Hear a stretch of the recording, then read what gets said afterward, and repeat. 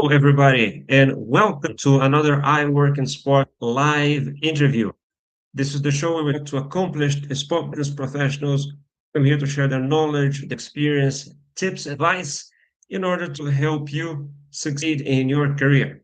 If we're just meeting, my name is João Frigerio, the founder of I Work in Sport, and I want to sincerely say a big thank you for being here with us today.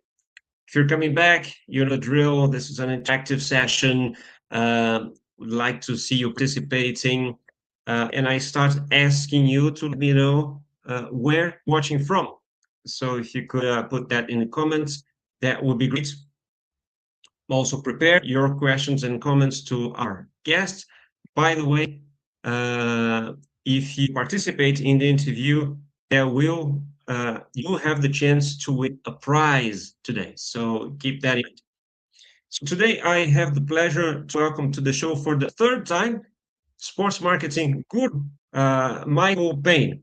Right, Michael has been at the forefront sports marketing industry for over, I think, 40 years now. He is widely known as the first IOC marketing director and one of the people who responsible for saving the IOC for Olympic Games from bankruptcy back in the 80s. Michael is first guest to come back for the third time. Our first interview was back in 2020. And then in 2021, we talked again when he launched his previous book, Tune In.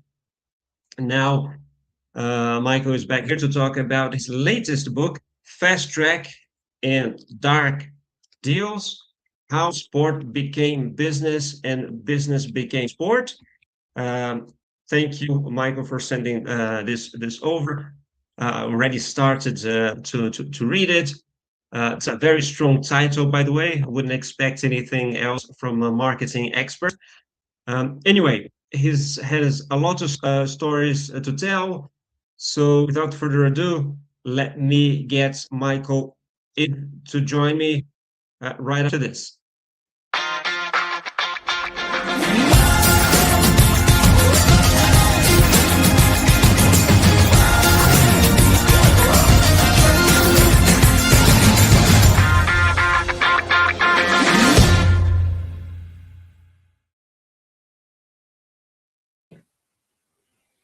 Hello, Michael. Welcome. Thanks for being here. Sure, great to be back with you and with all of your listeners around the world. First of all, I decided to do a quick introduction because if I was to expand on your knowledge, influence, and wisdom at the introduction, it would take the entire time of this interview. And we're going to talk a little bit about that now because there's a lot of that in the book. However, I would like to make it a public here and talk about, since I've known you for many years now, about your kindness and generosity throughout the years. And I'm not talking about, I'm talking that because of this interview, because you're accepted to participate in this, as I said, for the third time. But, never forget, you were very kind and approachable when I was starting my career here in Europe about 20 years ago, and not only with me, with some other people that I know that also became friends of ours. So thank you for that, and I'm very happy to have you here again, and now to talk about your latest book. Michael, we already talked about your career in a previous episode, so I'd love to talk about your book, right? So I just started. I was in Brazil until a few days ago, and so the book was here when I arrived. Just started reading it. I'm fascinated, especially with the start. Talking about your family story. We've talked many times. I interviewed before, and I had no idea about your interesting roots.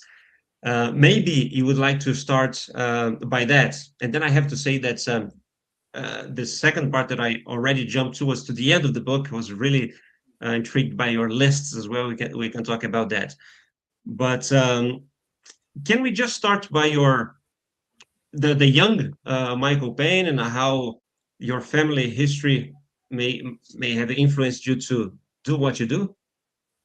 Yeah, sure, sure. I mean, maybe I should sort of just set up a little bit more of what exactly the book is about and why it's relevant, perhaps, to my sort of early family history and growing up. Um, Sure. I've spent, as you know, the better part of half a century at the forefront of the sports business industry. Um, I joined the industry when it was really starting out in its infancy. And looking back, I was very surprised to see that nobody had written a history of the sports business industry. You've got histories of the NFL, the NBA, but no history of how the global industry came about. And equally surprisingly, no biographies of the great visionary leaders who launched the industry. There's no biography of Mark McCormack, no biography of Horst Dassler. And so the more I researched this, I said, there's an incredible story to be told here of how the industry came about. Um, and because I was there at the beginning, because I ended up either working for or negotiating against all of these legends who built the industry, the book eventually evolved to being more of a autobiography, because that way I could take the reader personally into the negotiating room, and that they Yeah. could really sort of follow the evolution of the industry much more closely than if one was just a sort of a passive distance observer.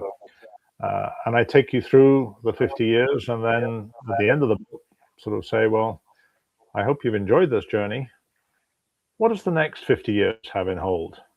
And I make some fairly provocative forecasts as to how the industry might evolve.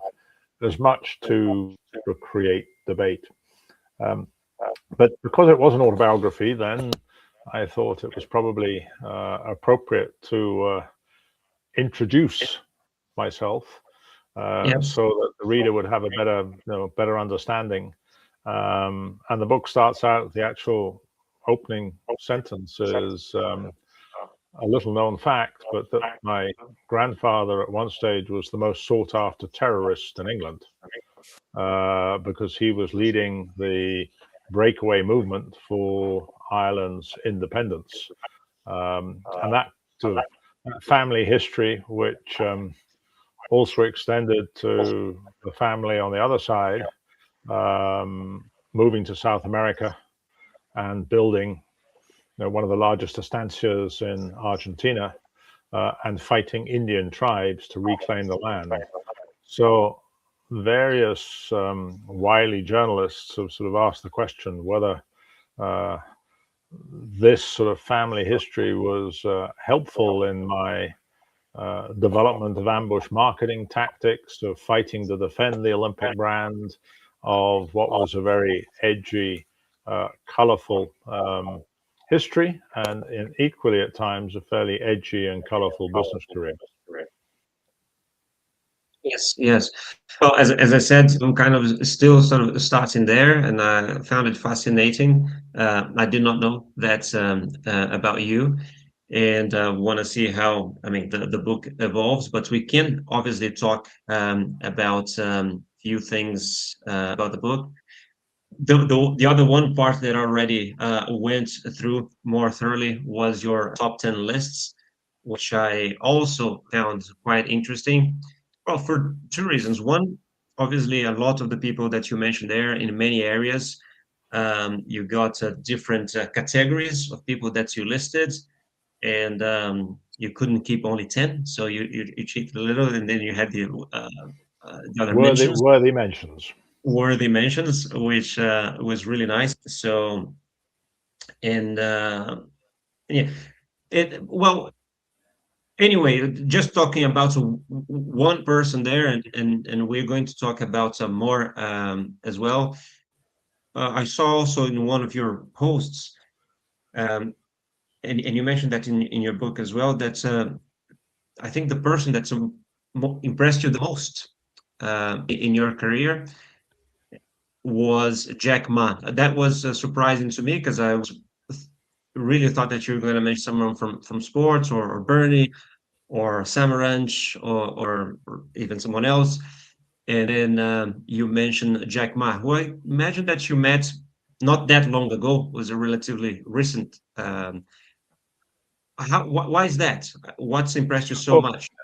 I think, Joe, to be fair, I'd probably single out three different people who, in their own ways, have impressed me most and have been perhaps the truly visionary leaders. If I was talking about straightforward commercial business negotiations, Bernie Ecclestone is in a league on his own. If I was talking about political negotiations, then Juan Antonio Samaranch, again, was a brilliant political strategist, at times Machiavellian in terms of how he, on one stage, double crossed North Korea in order to ensure that the Chinese and the Soviets would come to the Seoul 88 Games and break in the Olympic boycott. So if it was for political strategy, it would be Samaranch. And then finally, from the business leaders, in terms of the business leader who impressed me most, and I had the opportunity to, privilege to meet many of the legends over the last several decades, with Jack Ma. And I've known Jack now for more than a decade. And his strategic vision, his clarity of thought, his ability to explain often very complicated concepts, but to explain them simply so that you can follow, a truly outstanding leader. And it may be that he started off his career as an English teacher, so that that helped him to be a great communicator. But those three individuals, really stand out. But at the back of the book, I enjoy putting together the Times lists, and so I've put together, who were the 10 people who most impacted the industry, who were the 10 who most impacted the Olympic movement, the 10 who most impacted the broadcasting, the 10 who impacted the marketing and sponsorship. Many of the names and people are probably, well known within the industry, but I've also always tried to find one or two names of people who perhaps nobody'd ever heard of.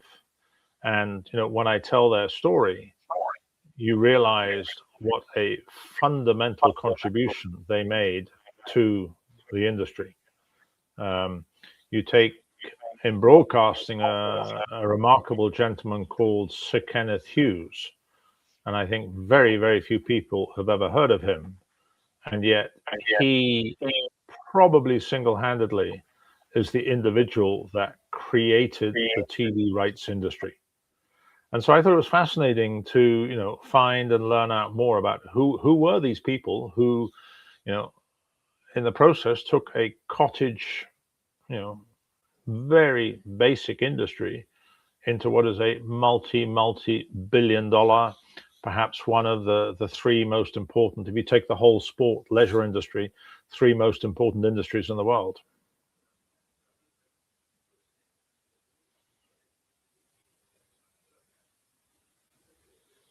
Yes, for sure. Although that's not that a huge industry in terms of numbers, there's I was checking about the size of the sport business, and whenever you do that kind of research, they will give you maybe around $2 trillion kind of size, or something like that. And compared That's to quite a other lot. are relatively small, but obviously has a lot of impact. So if not in the numbers that big, I think the impact is indeed huge. Michael, is there any echo for you there? I don't know if some people commented that there's some echo for them, but if it's okay for you, I'll try to manage on my side. I hear you very clearly, and there is no echo. Great, great. Um, Listen, obviously, you also wrote many years ago this book here, which I also have. That tells basically it's, I would say it's almost like included here. Obviously, you talk a lot about on, or for I could see a lot of this process of how the Olympic Games was saved. So a big part of what is here is here too. But here, I think you give a much more sort of personal flavor as well, and you add a bit of your history too, and there's much more to it. Um, just for people that are out there and may be familiar with Olympic turnarounds, uh, how do you compare them both? Well, Olympic Turnaround was the book I wrote when I left the IOC some 20 years ago, and it really was very much the business story of how we took the Olympic Games from bankruptcy to billion-dollar brand. Um, at the time, I was still, expecting to have a further long career in the sports marketing industry. So perhaps there were some stories, some profiles that I was more reserved in explaining. Um, but now, 20 years further on, I felt, well, there's no harm in telling the full story, and I'm probably a lot more open about the challenges, and not just about the Olympic world, but my time, extensive time working with Bernie Ecclestone at Formula One, at the complexity of the deals that in the last decade I have, sort of championed, some of the biggest deals in the industry, and being able, I think, probably, with the additional period of time, provide a much greater context and perspective of how it has all come together within the industry and what it means for the future. Right. And what was the process like of writing fast tracks and dark deals? How long did it take? What was the process for you to put the book together? Well, I mean, to be clear, I didn't take notes at all. I didn't keep a diary when I was working at the IOC or working with Formula One. Um, some of the original research I did for Olympic Turnaround did help me to sort of carry through into fast tracks. But the real, it probably on and off took me maybe 18 months to write. And in some areas, did require research and reaching back out to friends. So, I wanted, again, as I said, to take the reader really into the negotiating room and not to be a passive observer. So, when I'm talking about the negotiations with Rupert Murdoch, and you walk into Rupert Murdoch's office, but you need to set the scene. What does the office look like? How is the whole environment working around him?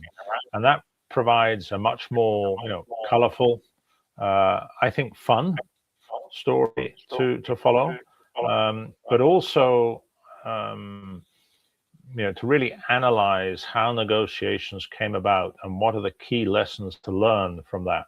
What are the mistakes, and what are the successes? Right. And do you have in your long career of negotiating so many deals, do you have a favorite one that's well, maybe excluding the ones in 1984, because that's, I think, you know, really sets your career for success after that. and you've been known for being an instrumental person in helping saving the Olympic Games at that time. But since then, any favorite deal that you broke? Difficult probably to sort of single out one individual, deal. At different times, each of them have been, fascinating journeys, and the resulting impact. I think for the Olympic movement, probably the partnership I put together with Alibaba would be one of the most significant, because the evolution of the technology, particularly how it is now delivering on AI technology, that in some ways would have the greatest impact to the movement. But I mean, you can also go back and look at deals such as taking Formula One to Singapore in the night race, and how the importance of that to Formula One and the importance to Singapore. Then you can go to a much smaller deal, but was very symbolic, very historic. Back at the IOC, one of the things I probably most known for was the creation of the TOP program, the Worldwide Sponsorship Program. But another program I launched was a thing called OTAB, the Olympic Television Archive Bureau. And that was maybe the first sports organization to build up a library of all of its historical footage. But in the case of the Olympics, that meant going back to 1900 and finding old newsreels in old archives, and to sort of basically complete the IOC's history.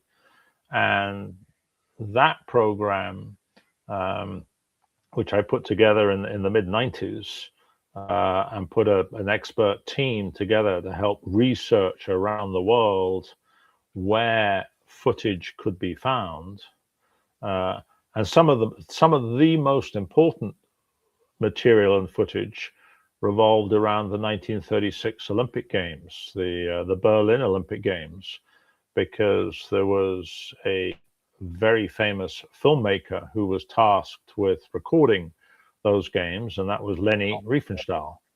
And she introduced various filmmaking techniques that were groundbreaking in their day. The first ever film to film a shadow as opposed to the athlete. And she was a true legend, and her work, called Olympia, I mean, is an iconic film. Well, I decided that it would be really important for the IOC to get the ownership of that film as part of our key history. And that was probably a 5-year negotiation that culminated with inviting Leni Riefenstahl, aged 96, to lunch at the IOC with Samaranch, aged 79, 80, and watching Samaranch flirt with Riefenstahl in order to help close the deal. And there's a great picture in the book of Samaranch and Riefenstahl flirting over lunch. So, I mean, you've been privileged, to be at the forefront of the industry, meeting, these incredible individuals who've led, at times, very colorful lives. Perhaps at the time you didn't always realize the significance or symbolism of what was happening, but you look back now at what was achieved, and you can sort of look back with some pride. Yes, definitely. Yeah, it was really nice. You mentioned that so many different ones, some, as you said, with a very big financial value, others valuable in a ways. I just wanted to remind, well, first of all, let me give you an idea of some people that are already sort of connecting and and leave some messages. So Renata from Lausanne says, I want the prize. There's Meet from Lausanne. Patrick, Rio representative watching in Switzerland. Um, Cortez Hatcher's there as well. There's a few others. Um, and I wanted to remind everybody who's watching. So someone is asking about the prize that I promised. So this is the prize, right? So as I said, Michael was kind enough to give me a copy, signed one. Thank you. But I bought my own copy as well, so I already got that as well. So I'll be happy to share that with one of you watching, and that will depend on your participation. If you participate with interesting comment and questions, we'll give that book to someone at the end, if you're still with us. Michael, to make this interactive, as I mentioned, there's already a question from the audience. Renata says, is the top program still relevant today with all the marketing world has evolving and all the digital novelty type of Olympic fan? What should be the next wave for the IOC? That's a great question, Renata, and a very topical one. The top program now is probably celebrating its 40th anniversary. It has had a remarkable journey in life, and is still going very strong. But there's no question the marketplace itself is changing. There are big question marks about globalization in the current sort of political dynamic, what marketeers are looking for, and the speed of evolution and change. You referenced there the digital and data side. The top program has to evolve, and I think the IOC needs to move probably much more quickly than they're currently moving in order to make sure that their marketing programs stay relevant and stay, top of mind. I think if one was to sort of sit back and think everything is fine and wonderful and just tinkering at the edges, you're going to end up in trouble. So I hope with the new leadership of the IOC, President Coventry, she's formed a working group of some very senior IOC members, and under the sort of so-called pause and reflect, I hope they're going to come forward with some serious new thinking.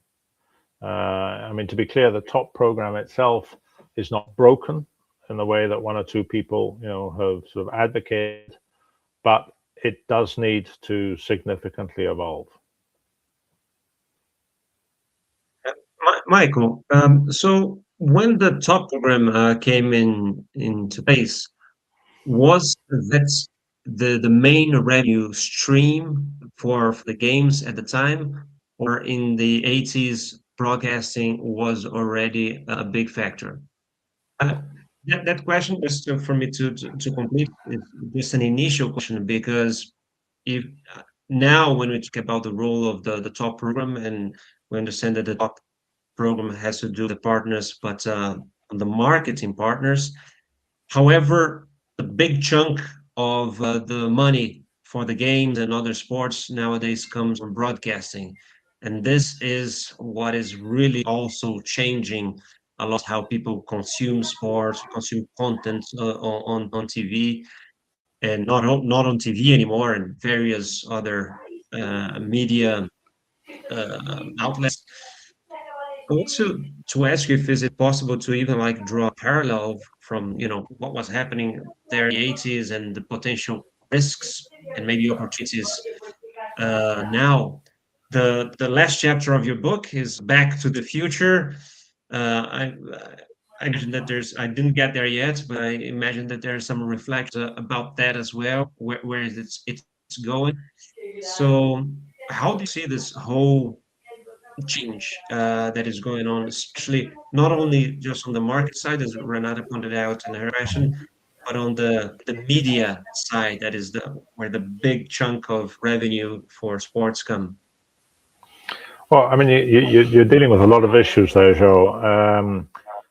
When the top program was created in the early 80s, I mean, there was already some television revenue coming in, but, to be clear, 95% of that was coming from a single source, the US network.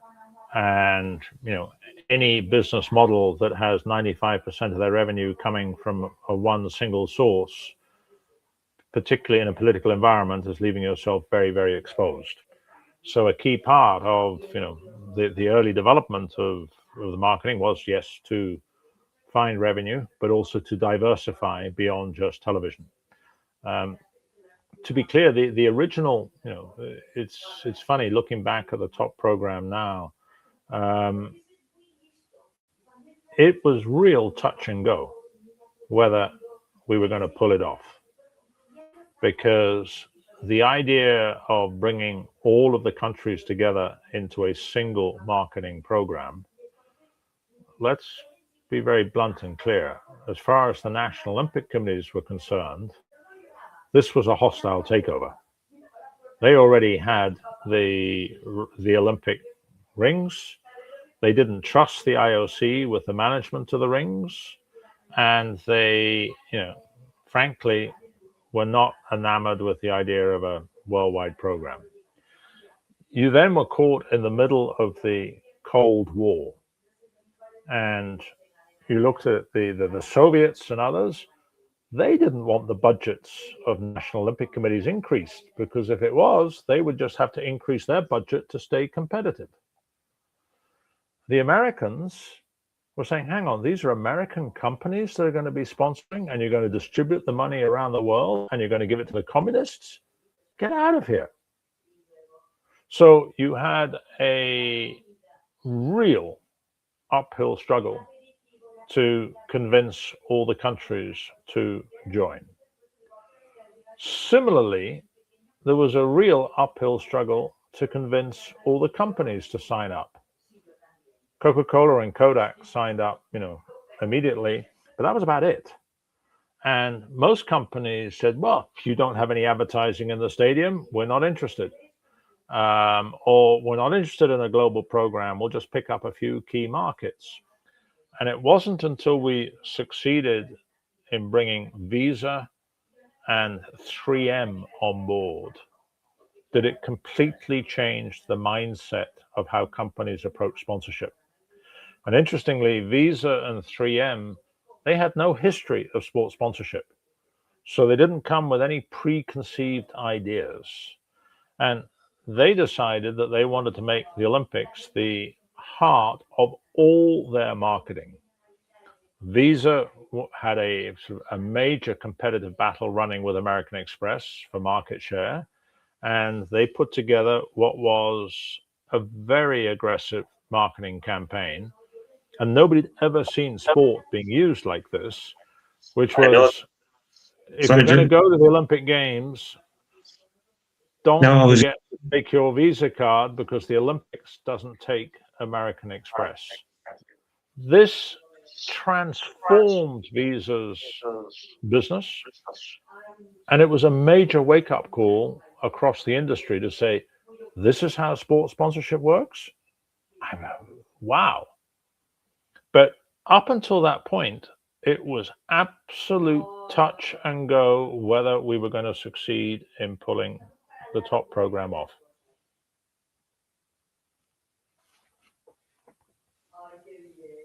Sorry, I interrupted you briefly there, because I was going to say that's also one of your hobbies is also collecting some of these ads and things like that. I remember you showing that one in particular of the Visa, and how it really was a war on TV and mentioning other brands. You just gave the example of how they used their Olympic sponsorship at that time.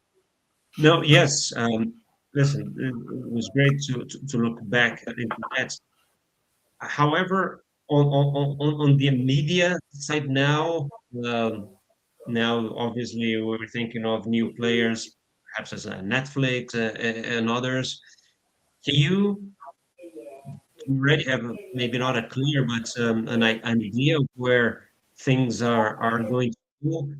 Are we going to keep that model of broadcasters, looking for, in many cases, um, exclusive rights for games or the World Cup, as it has been the model for many years, or that's all going to change? They're going to be selling highlights more than the live content.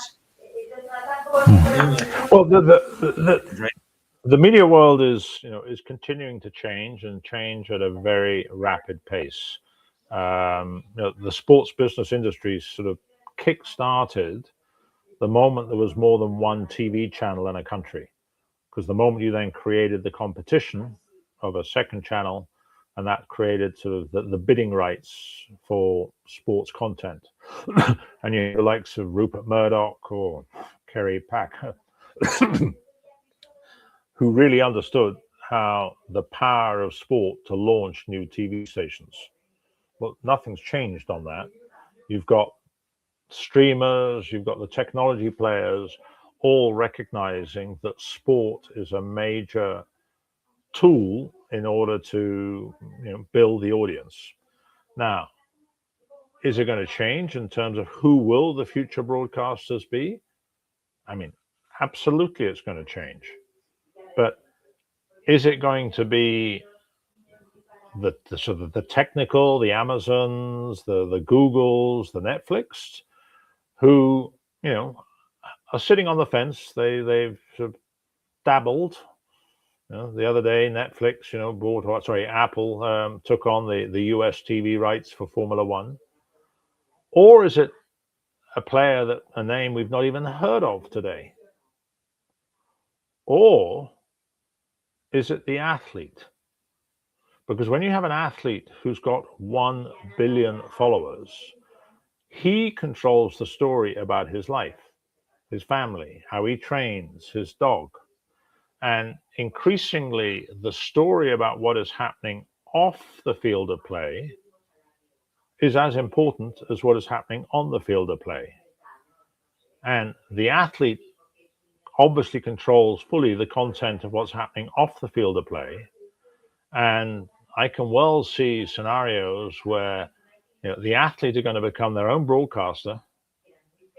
And already, top footballer moving to the Middle East is already taking a cut or share of the TV rights of the field of play. So I think the explosion in content, the interest to have ever greater storytelling, it's going to be interesting to see where the athlete plays out in this narrative and in the time to come. Yes, absolutely. Yeah, we can kind of see some things like that happening, I think. So when you get to the end in your chapter, Back to the Future, how do you wrap it up then? So Well, I mean, I take all of the different subjects that we're dealing with, whether it's governance, and international federations have been the basic structure for the last century, but is that structure still fit for purpose? And to what extent do the federations have to evolve? Particularly with the arrival now of private equity, sovereign wealth funds, athlete breakaways. What's going to be the future of the governance of sport? One particularly provocative observation I make is, would NFL in the next decade make a hostile takeover of World Rugby? If you were looking at this as a company, it's a no-brainer. Here is a multi-billion-dollar enterprise in America who's wanting to expand globally. Rugby they could buy for peanuts, not to replace the sport of rugby, but to manage and control the whole structure. And overnight, you've created an international structure to service flag football. and you've got a great fit. I mean, when I gave a speech a few weeks ago to global sports leaders, when I made that statement, you could have heard a pin drop. The executives from World Rugby, were furious, but everybody was missing the point. Everybody else understood that it's changing. And if the federations don't continue to evolve, they risk being replaced. So whether you look at governance, you look at the future role of technology, and how AI is impacting all aspects of society. Well, AI will impact sport, but how do you make sure that that technology is being managed to serve the sport as opposed to the sport serving the technology? What's going to happen with the future of doping? I would argue at the moment that we're in the prehistoric age compared to what's coming down.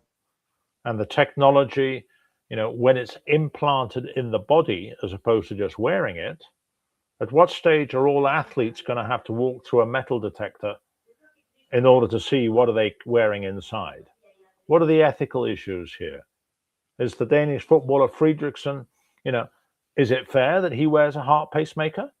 It saved his life, but is that providing an athletic advantage? All of these issues and questions are going to have to start getting worked out. What is clear is that there is going to be more content available.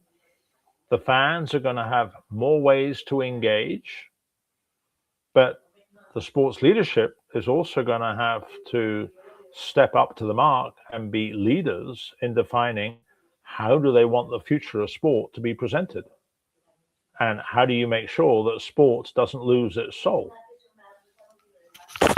Yeah. I think kind of touches on the NFL example that you gave. There's a question here for the audience from Sigil 9370, asking, what's your vision about the new upcoming NBA League competition in Europe together with FIBA? I think that they're competing with EuroLeague. It's not really about the coexisting, but in this case, it's not a hostile takeover, but it's in a way to American organizations or leagues expanding in collaboration then with the federation. How do you see that one? Yeah, if I'm honest, I'm not close enough to the latest politics surrounding that. I know that the General Secretary of FIBA, Andreas Saklis, is a very strong leader, and I think has been looking to build dialogue and bridges and everything with the NBA and seeing how to cooperate together. But your question is a good example of the challenges facing the future. And are you going to have competing leagues, complementary leagues? How is it all going to play out? Yes, I want to touch on a couple of things from the book as well. So I'm going to ask you maybe to name or to mention two, perhaps three. I don't know, maybe favorite stories here in the book to give taste so people can buy it. But before I go there, I have actually one more current question, which was is about the IOC. They made a move towards esports recently, announced something sort of in Saudi Arabia, and very recently also announced that those plans were killed, right, or over. I wanted to hear your thoughts on that, on the decision of first try to experiment that, and the final decision of leaving it be and not really pursuing that first esports Olympics. Well, there's no question that esports is a very important medium, a key platform that the younger and not so younger generation are engaging with. But I think the IOC was right to say we need to have a strategy for esport. But I think that's where the train fell off the rails, because I don't think they developed a proper strategy. And when they were moving ahead with the discussions with Saudi Arabia, I think both parties were talking across each other. And after 2 years, it was realized that they were not on the same page. And as a result, there was then the breakup. Frankly, I wasn't surprised at all. And I spoke to President Bach about a year ago and said, listen, I think you need to evolve your thinking and team who are behind this, because otherwise I think there's a real risk it's going to fall over, which unfortunately is what had happened. I think President Coventry is now sort of, pause and reflect, taking stock. Well, what should the IOC's role be in esport? I mean, a broader discussion is making, redefining what is the IOC's vision and mandate.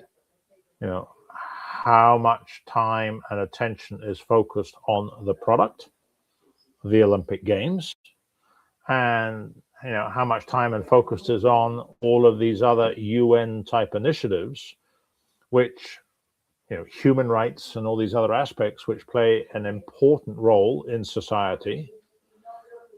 But is the IOC going to solve all these issues and problems?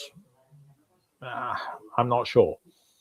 And I think the IOC needs to find the right balance between making sure that it is responsive to the issues and concerns of society, but equally managing expectations as to what is the IOC's core role. And let's take the environment, and that you should have best practice, and the IOC has certainly been at the forefront of pushing environmental practice within sport. But is creating a series of Olympic forests around the world, what's that got to do with the responsibility to stage the Olympic Games? You're not there to sort of save forests. And I think perhaps in recent years, at times some of the administration maybe lost focus. Yes, I totally agree. And you see sometimes this grandeur vision also in many companies, that sometimes they're technology companies and their vision is to save the world somehow, or instead of making just making a product. Well, I mean, the IOC, I think, had made good choices recently, especially for sports. I think in the games with skateboard and surfing, even with I think modern pentathlon, they're probably going in the right direction. Kind of changing that sport. Actually, the federation needed to change also to survive. If I'm not wrong, they're replacing one of the sports with is that parkour or sorry, just a second. Let me just stop on there. Just 1 second. Okay. Oh, by the way, so while Mike's not here, sorry, just well, it's another. I tell the story in the book about how we work to save modern pentathlon. Because I was asked by the honorary president of Modern Pentathlon to help Prince Albert, and I told the prince that, look, there's no hope, it's game over. But he wouldn't let me leave his office without me saying I would try to help, and eventually summoned the leadership of Modern Pentathlon together. With a few, sort of highly respected executives from the broadcast world, David Hill, perhaps the most legendary TV producer there is, Peter Hutton, the former founder of Eurosport and then the head of sport at Facebook, Terence Burns, the branding legend. And we basically turned around to the federation and said, look, if you want to stand any chance of saving your sport, you've got to completely change the format. You've got to get rid of the horses and replace them with Ninja Warriors obstacle racing, which is, in the end, to their credit, what they did. And much to the IOC's surprise and probably Los Angeles' dismay, the program, Modern Pentathlon made it back onto the sports program. Now, can they continue to evolve and change and save their place on the program post Los Angeles? Who knows? Sorry, Joe, you're mute. Yes. Sorry. And just before going to those two stories that I want you to make from the book, just a last, sure, the most expert on the Olympic Games that I know, and on media and business. And what about the Olympic channel? Because that was something that the IOC envisaged, something sort of different, made investments sort of in the beginning, and really, I think, work out as initially planned. How do you view that? Was it how do you view the current state of the Olympic channel, or what it should have been, or what it should be? Well, I think, first of all, it was a fundamental mistake to call it channel, because channel then comes with preconceived ideas when you should be talking about a broader digital data ecosystem. I think the IOC was right to move forward and to say that they have to be and have a strong presence in this space. But I think, like many, media groups and channels, they have tried to launch new platforms, and a lot of them have failed. So I think the Olympic channel has evolved significantly from its original vision, and is now managing the whole digital data ecosystem within the Olympic world, which is critically important. But I think there's probably still a lot more work to be done to how that should evolve. And you're looking at the return on investment when you're looking at all of these different productions on sport that are being produced. Is it a good investment? Are they getting the audience levels justifying that type of investment? Is it enhancing the Olympic brand? And I would imagine that President Coventry will evolve considerably in the next year or two. Right. So just as we're wrapping up, we're close to the hour mark. It's a thick book. There's so many stories here. If you can really give us a flavor of the one or two that you'd like to mention to give the taste and whoever's watching us. Well, I mean, the title is Dark Deals, Fast Tracks and Dark Deals, and there are there's a lot of interesting deals being done in there. Some of them were very dark. There's the story of when my office in Lausanne was broken into by the KGB, and they stole my hard drive because they wanted to know what was on the hard drive.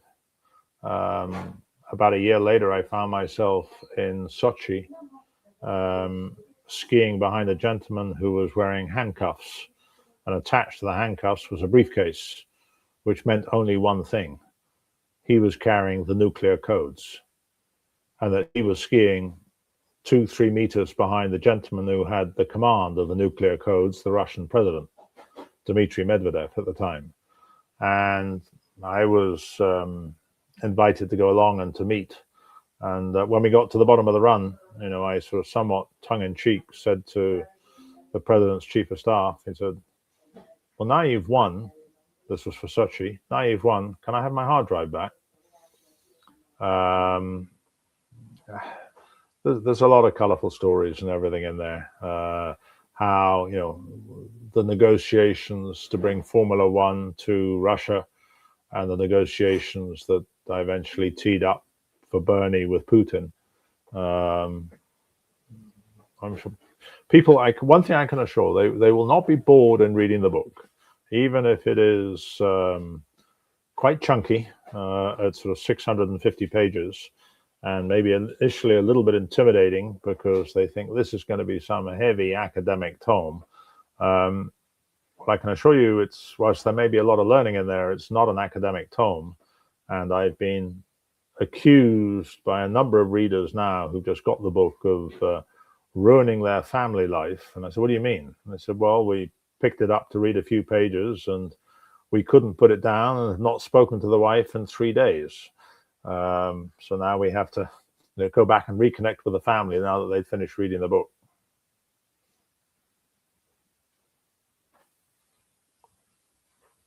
Sorry, Joe, mute. Sorry, I usually leave the mic on, but some people complained about echo, so I'm turning that off. But Michael, you have many successes in your life, in your career, but probably various shortcomings too. So, do you have a favorite failure in your career? And if so, what did you learn from it? And I don't know if any of them are in the book or not, but no, that there are stories and lessons in the book of failures,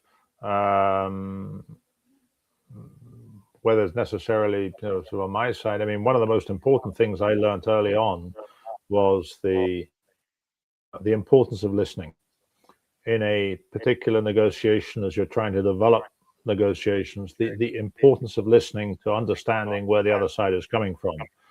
And I would watch with total dismay as one or other leader proved incapable of listening. And we would go through negotiations for 1 hour or 2 hours and not learn anything about where the other side is coming from or what is important. And all they wanted to do was to hear the sound of their own voice. And as a result, the negotiation at that particular moment in time proved a disaster. That certainly was frustrating. You got to buy the book to learn who I'm talking about, because I'm not going to reveal it now. But it was a very high-profile individual. In a negotiation, Michael, is it always better to let the other part speak first, or not always? That depends. It depends on the negotiation as to whether you have set the scene and it's clear, whether you need to manage expectations. One of the great founders of the sport business movement, Mark McCormack, always advocated in letting the other side speak first, because you never know what they will reveal. And I think that's in most cases, the right modus operandi. But sometimes you have to set the scene and manage expectations. What they call anchoring, right? At times.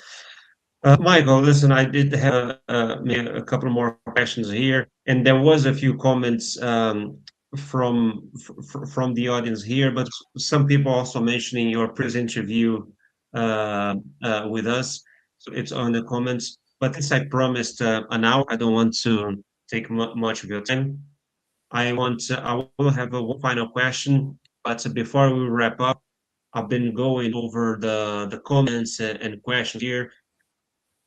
And there was one person that's right at the beginning said that I really want a book, and made a comment here that you like, which was Renata. So if you don't mind, I would like to give the book to her, if it's okay. I have a great question about the top program, so more than deserving, exactly. And you can hear in greater detail some of the challenges we had in building the top program originally. Exactly. So Renata will sit through the book, not mine that signed, but the one I bought. Just for us to to wrap up, Michael, any other, say, a favorite sporting moments in your life? Um, I mean, you've been in this career for so long. Do you have a favorite memory in sport?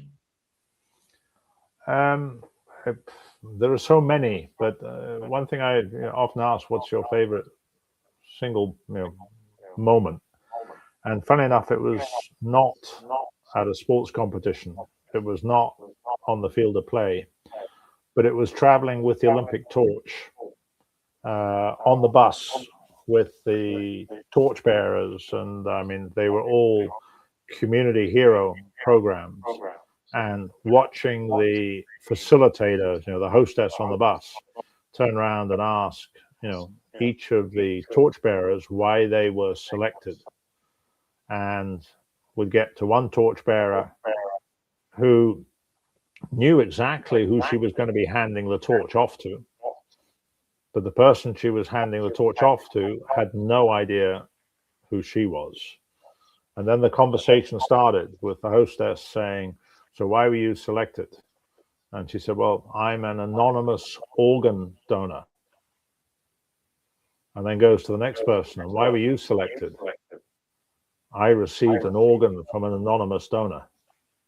And then the penny dropped.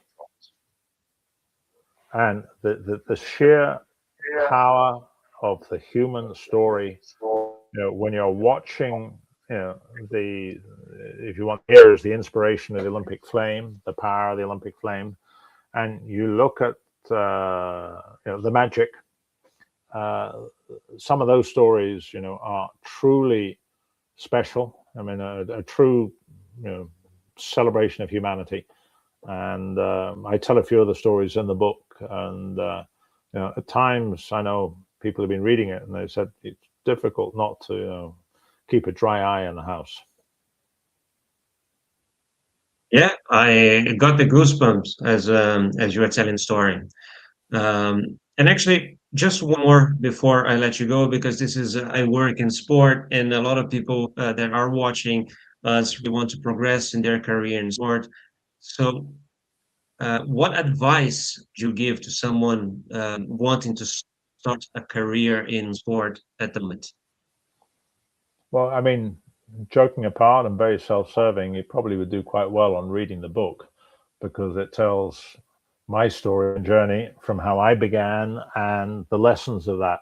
And in that sense, the opportunity of getting as much experience as possible, whether it's through initial internships or whatever, working in the sports club, the sports federation, working at the event, volunteering at the event, and just building up experience in sport. But then also, you're looking at the whole digital data world, companies like Two Circles that are now out there at the forefront of setting the industry, being able to get work experience in what are the new driving forces behind sport. That yeah, that's one way to make sure you'll be able to stand out, because and then to have your network and to make the connections, um, and making the effort to reach out, ask advice, and the connections.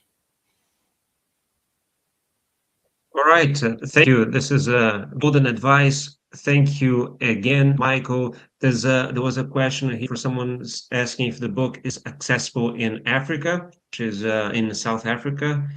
Carmen here. I'm not I sure if think, it I is mean, now, but the I'm sure book it will be soon. the book is readily available on Amazon. It's also available as an ebook. And the publisher's website is very simple: fasttrackstarkdeals.com. And I know they've been mailing and distributing the book out around the world. Very, very well. There's actually a link in the description of the video if anyone wants to go and buy the book. So they can just click there and it will go to Amazon or the Amazon nearest to you. So you can get that, as Michael said, an ebook as well. So, Miss Michael Payne, thank you so much for being here again with us. You were the first one who came here 3 times. Maybe next when you launch the next book, at least Next book. your fourth one for sure. Happy holidays, Merry Christmas, happy holidays to everybody watching. If you want to say anything else, now is the chance. Otherwise, I'll say bye to everybody. Well, it's been great to be with you. I hope you all found it interesting, and I hope when you get the opportunity to read through the book, you'll find it both fun and informative. Anyway, thanks very much for having me on, Joe. For sure, Michael. Just stay there 1 second until I finish this, and I'll tell you when you can go. Bye-bye, everybody. That was the last live interview of the year 2025. So we're looking for 2026. Happy holidays for everybody, and I see you soon. Bye-bye. Yep.